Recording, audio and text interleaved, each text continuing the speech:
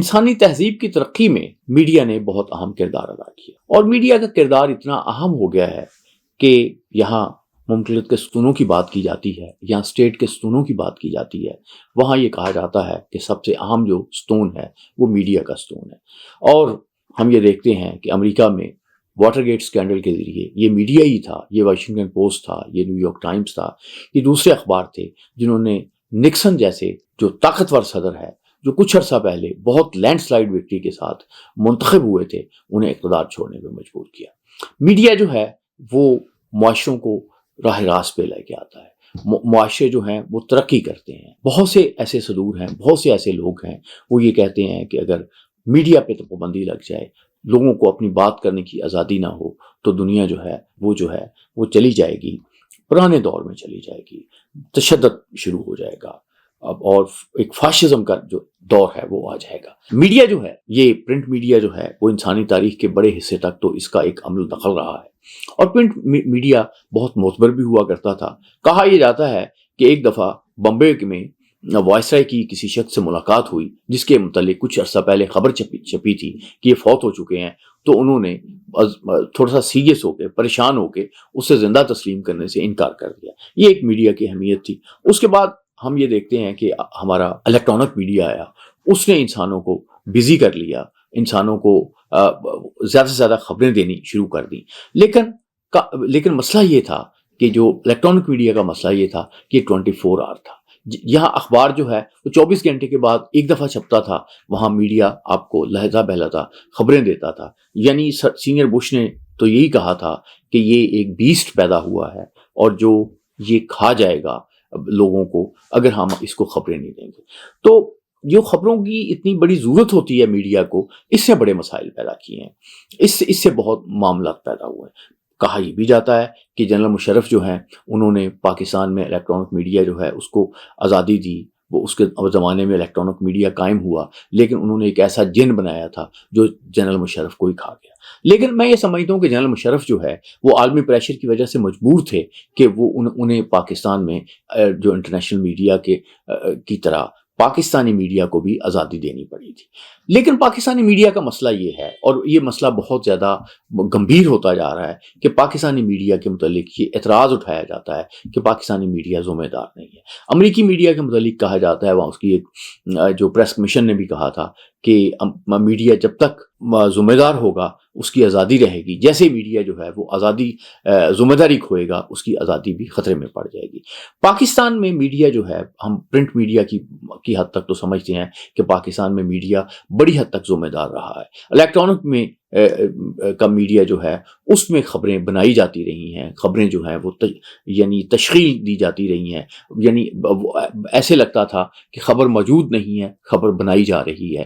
لیکن اب یہ جو زمانہ آ گیا ہے، یہ آ گیا ہے سوشل میڈیا کا۔ سوشل میڈیا کا میں تو بالکل ایک دنیا کو بدل دیا ہے۔ پہلے یہ تھا کہ یہاں پرنٹ میڈیا میں پاکستان میں صحافیوں کی تعداد جو ہے وہ اگر کوئی 1000 تھی، تو الیکٹرانک میڈیا میں آپ سمجھیں 10,000 ہو گئی۔ تو اب تو پاکستان میں آپ یوں سمجھیں کہ جو 25 کروڑ آبادی ہے، اس میں اگر کوئی شخص آ کے مجھے یہ کہیں کہ 20 کروڑ جو لوگ ہیں وہ سوشل میڈیا استعمال کر رہے ہیں، اس پہ جرنلسٹ بنے ہوئے ہیں، تو یہ بات بھی ماننے والی ہوگی۔ اس وقت دنیا کو تبدیل کرنے میں سب سے جو اہم کردار ہے وہ تو سوشل میڈیا کا ہے۔ لیکن سوشل میڈیا جو ہے وہ اس نے ایک بہت بڑا ظلم کیا ہے، اور وہ ظلم یہ کیا ہے کہ سوشل میڈیا میں سچ کی کوئی اہمیت نہیں ہے۔ ویسے بھی میڈیا کے متعلق کہا جاتا ہے کہ جو سب سے پہلی چیز ہوتی ہے وہ اٹریکٹیو ہونی چاہیے، دوسری بات یہ ہوتی ہے کوئی انٹرسٹنگ ہونی چاہیے، تیسری بات یہ ہوتی ہے کہ وہ اس میں کوئی انفارمیٹیو ہو، اور اس کے بعد پھر دوسری چیزیں آتی ہیں۔ اسی طرح سے سچائی جو ہے وہ اس کی اہمیت بھی سوشل میڈیا کے ہاں تو بالکل ختم ہو گئی ہے۔ یعنی اس کا مسئلہ یہ ہو گیا ہے کہ سوشل میڈیا جو ہے اس نے جھوٹ جو ہے اس کو سچ سے بھی زیادہ معتبر کر دیا ہے۔ پورے ملک میں ایک جھوٹ پھیل جاتا ہے، اور اس کے بعد ہنگامے بھی ہوتے ہیں۔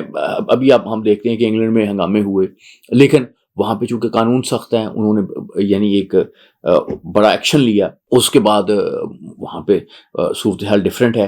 اسی طرح سے ہم یہ دیکھتے ہیں کہ بہت سے پاکستان کے ٹیلی ویژن چینلز جو ہیں یہاں پہ پروگرام چلاتے ہیں، ان کے خلاف جو ہے کیسز ہوتے ہیں، وہاں پہ انگلینڈ میں کیسز ہوتے ہیں تو وہ انہیں بہت سزا ملتی ہے، اور بعض چینلز کو بہت جرمانے دینے پڑتے ہیں، بلکہ بعض چینل تو بند بھی ہو جاتے ہیں۔ تو وہاں پہ جو پرائیویسی لاز ہیں، یہاں پہ حق عزت کے قوانین ہیں، وہ اتنے سخت ہیں کہ صحافی جو ہیں انہیں اتنی جرت نہیں ہوتی کہ وہ جھوٹ بولیں۔ لیکن پاکستان جو ہے اس میں جھوٹ جو ہے وہ بولنے کے لیے میڈیا آزاد ہے۔ کہا یہ جاتا ہے کہ اس وقت دنیا میں جو سب سے زیادہ میڈیا کو آزادی ہے، اور وہ ایک تو پاکستان میں ہے، دوسرا یہ فلپائن میں ہے۔ یہاں پہ جو گورنمنٹ کے ادارے ہیں وہ یعنی ایک کوئی پابندی لگانے میں یا سنسر کرنے میں جو ہے وہ تو کردار ادا نہیں کر رہے، اور وہ انہیں کرنا بھی نہیں چاہیے۔ در حقیقت یہ ہے کہ دنیا بھر میں جو آزادی صحافت کے متعلق تجربے کیے گئے ہیں وہ یہی ہے کہ جو صحافی ہیں انہیں خود اس امر کو یقینی بنانا ہے کہ ہمیں جو سچ ہے اس کا بول بالا ہو، سچ جو ہے وہی میڈیا پہ آئے۔ یعنی پریس کوٹ بنتا ہے یا دوسری چیزیں بنتی ہیں وہ صحافی بناتے ہیں کہ یعنی لوگ جو ہیں اپلیکیشن دیتے ہیں مختلف پریس کورٹس کو یا پریس کونسلز کو، اور وہ تو صحافی وہاں پہ بیٹھے ہوئے ہوتے ہیں جو فیصلہ کرتے ہیں کہ اس اخبار نے، اس چینل نے یہ غلطی کی ہے، تو پھر اس کو سزا دیتے ہیں، وہ خبر کئی دفعہ چلانی پڑتی ہے اور بڑی بدنامی ہوتی ہے۔ تو ہمارے ہاں بدقسمتی سے پریس کونسل بھی بنی ہے، ہمارے ہاں صحافتی تنظیمیں بھی ہیں، لیکن کسی نے یہ جرت نہیں کی کہ وہ ایسے کر لے کہ کیا کوئی غلط خبر ہے تو اس پہ کوئی کسی کے خلاف کارروائی ہو۔ بدقسمتی یہ ہے کہ اگر ہماری جو عدالتیں ہیں ان کے جو قوانین ہیں ان کے تحت تو جو کارروائی ہوتی ہے تو اس کے متعلق تو بے نظیر بھٹو نے ایک دفعہ کہا تھا کہ اگر میں جو ہے وہ کوئی کسی کے خلاف کو کیس کرتی ہوں تو اس کا فیصلہ جو ہے شاید میرے پوتے پڑپوتے جو ہیں ان کے دور میں ہوگا۔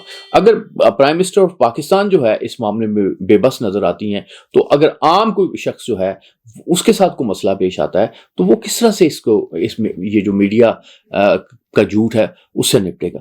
کوئی بھی خبر آ جاتی ہے، کوئی بھی آدمی کوئی بات سوچتا ہے تو وہ اس پہ چڑھا دیتا ہے، ٹک ٹاک بنا دیتا ہے، وہ یعنی کچھ بھی وہ کر لیتا ہے، فیس بک پہ ڈال دی، ٹویٹر پہ ڈال دی، کوئی اس کے خلاف کارروائی نہیں ہوتی۔ اب گورنمنٹ جو ہے اس نے کچھ اقدامات کرنے شروع کیے ہیں۔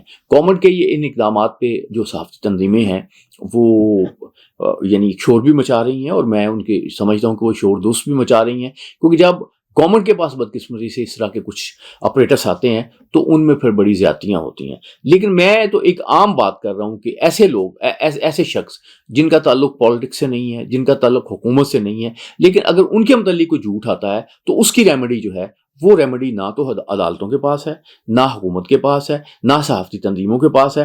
وہ تو ایک طرح سے عام طور پہ لوگ بلکتے روتے پیٹتے یہی کہتے ہیں کہ ہم بلیک میل ہو رہے ہیں۔ یہ ایک ایسی صورتحال ہے جو پاکستان میں بہت یعنی اس سے مسائل پیدا ہو رہے ہیں۔ ہم یہ سمجھتے ہیں کہ پاکستان میں سچ کا بول بالا ہونا چاہیے، اور سچ جو ہے اس کے ساتھ لوگوں کو کھڑا ہونا چاہیے، اور جھوٹ جو ہے اس کو کنڈیم کرنا چاہیے۔ ہمارے ہاں دیکھتے ہیں کہ جس زمانے میں ذمہ دار پہ پابندی لگتی تھی، لوگ سمجھتے تھے کہ ذمہ دار جو ہے مسلمانوں کے جذبات کی ترجمانی کر رہا ہے، تو لوگ جو ہیں بہت چندہ دیتے تھے۔ 10,000 اگر ضمانت طلب کی تھی تو 30-40 ہزار اکٹھا ہو جاتا تھا۔